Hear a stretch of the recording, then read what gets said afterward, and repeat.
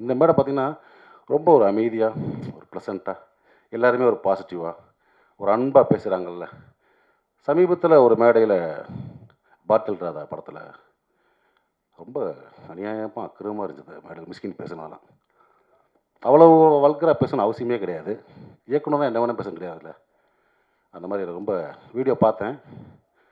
ரொம்ப நமக்கு தலைகுனிவா இருந்துச்சு.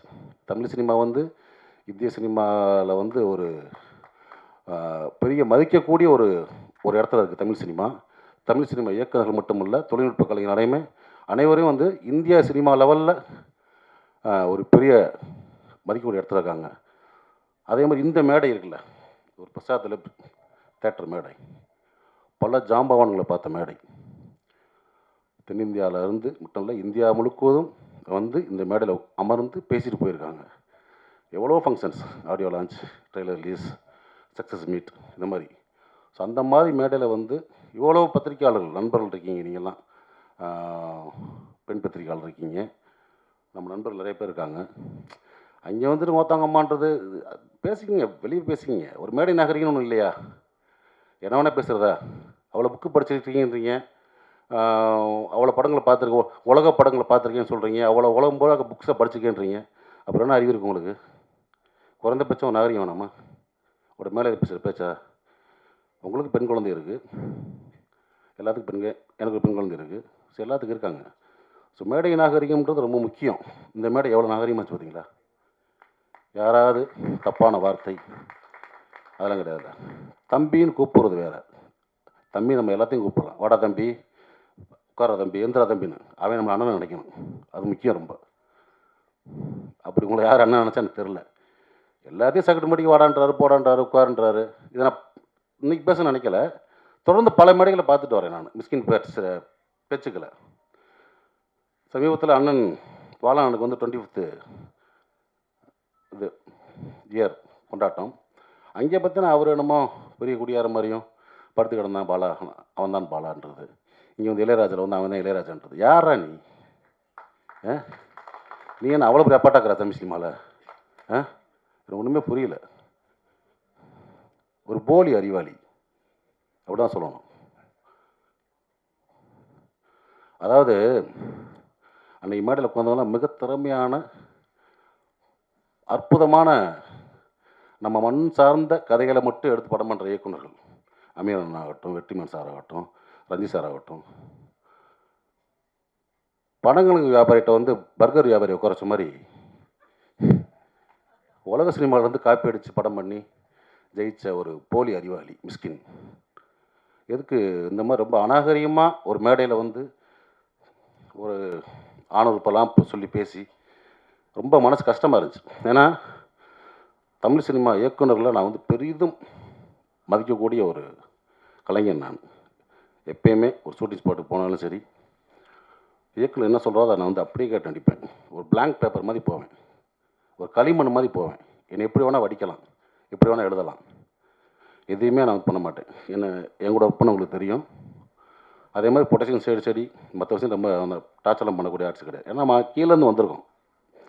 ரொம்ப கஷ்டப்பட்டு ஒரு இடத்துக்கு வந்திருக்கோம் தமிழ் சினிமாவில். தமிழ் சினிமாவையும் தமிழ் சினிமா இயக்குநர்களையும் பெரிதும் மதிக்கக்கூடிய ஒருத்தன் தான். ஆனால் அந்த மேடை எனக்கு வந்து ரொம்ப அருவருப்பாக இருந்துச்சு. ஸோ மிஸ்கின் அவர்களே, நீங்கள் தம்பியாக இருக்கலாம், அண்ணனாக இருக்கலாம், இல்லை என் ஒத்த வயதாக இருக்கலாம். சினிமா சொல்லுவாங்கள்ல, உங்கள் அம்மா எங்கள் அம்மா இல்லை சினிமாடான்னு. சினிமா இது. நீங்கள் வந்து ஒன்றும் ஒரு ட்ரெண்ட் செட் ஃபிலிம் பண்ணியெல்லாம் நீங்கள் வந்து ஜெயிக்கலை. குத்தாட்ட பாடல்கள், ரொம்ப சாதாரண கதையில் எடுத்தான்னு ஜெயிச்சிருக்கீங்க நீங்கள்.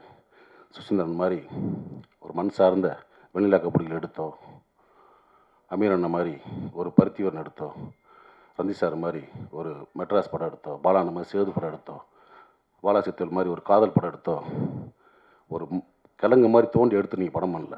வெளிநாட்டு படங்களுடைய முகத்தில் அதனுடைய ஷார்ட்ஸை காப்பி பண்ணி, சீன்ஸை காப்பி பண்ணி ஜெயிச்ச ஆள். ஸோ நீங்கள் வந்து ஒரு போலி புத்திசாலி. அதை நான் வச்சுக்கிட்டு இன்னும் பல மேடைகள் நீங்கள் பேசலாம். கொஞ்சம் நாகரிகமாக பேசுங்க. ஏன்னா நீங்கள் உட்காந்துருக்க மேடைகளில் பெரும் பெரும் கலைஞர்கள் உட்காந்துருப்பாங்க. அன்றைக்கெல்லாம் மேடையில் சொல்கிறார், வெற்றிமாறனையும் ரஞ்சித் அமீர் இந்த மற்ற குடியார்கள் நீ பார்த்தீங்களா, ஊற்றியா கொடுத்தீங்க, கேவலமாக இல்லையா அதெல்லாம், எத்தனையோ பேர் குடிக்காமல் இருந்துருக்கலாம், குடிப்பழக்கம் இல்லாதவர்கள் இருக்கலாம் மேடையில், எப்படி பொத்தாம் பொதுவாக சொல்கிறீங்க?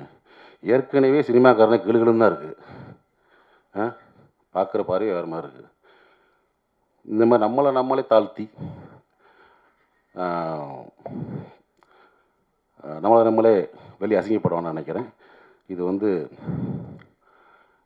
என்னுடைய மனக்குமுறல். ஏன்னா இப்போயும் சொல்கிறேன், தமிழ் சினிமா இயக்குநர்களில் பெரிதும் மதிக்கக்கூடிய வணங்கக்கூடிய ஒருத்தன் நான். ஸோ அந்த மாதிரி இப்போ இருக்க ஒரு இயக்குநர்கள் இந்த மாதிரி சும்மா போகிற போக்கில் மொத்தம் அது இதுன்னு பேசுகிறது வந்து அனுமதிக்கக்கூடாதுன்னு நினைக்கிறேன். ஸோ அதை நான் வந்து இங்கே பதிவு பண்ண நினச்சேன். அதுக்கு வந்து என்னுடைய கண்டனங்களை கண்டிப்பாக தெரிவிச்சுக்கிறேன். ஓகே. அதே மாதிரி இந்த மேடையில் இன்னொரு எனக்கு ரொம்ப சந்தோஷமான விஷயம் என்ன பார்த்தீங்கன்னா, என்னுடைய நண்பன் பிரபாகரன் இது அந்த டா இல்லைடா, அன்போட டா, பிரபுவும் நானும் வந்து ஒன்றா அசிஸ்டன்ட் கேமரா ஒர்க் பண்ணோம்.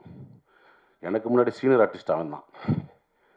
ஏன்னா வந்து பூலான் கட்டு இப்போ பார்த்துருப்பீங்க, பூலான் வாசம் சாரி அஜித் சார் படம், அதில் வந்து எலில் சார் டைரக்டரு, அதில் வந்து ஜோதியா கண்ணனை அடிச்சிருப்பான். அப்பயே சொன்னேன், டே ரூட்டை மாற்றி போயிரு, கரெக்டாக ரூட்டு போட்டு ஒரு கிடச்சிருக்கு. நான் தமிழ் சினிமாவில் கேமராமேன் ஆகிட்டு தான் அவன் பண்ணான். ஆனால் வாழ்க்கை அவனையும் நடிகன் ஆகிடுச்சு. இந்த படத்தில் ஒரு முக்கியமான சென்ட்ரு புகராக நடிச்சிருக்கிறது எனக்கு ரொம்ப சந்தோஷம். நிறைய பேர் தெரியாது, நான் வந்து கோபின்னு ஒருத்தர் ஊர்லேருந்து வந்திருக்கான், ஊர்லேருந்து அறந்தாங்கிலேருந்து.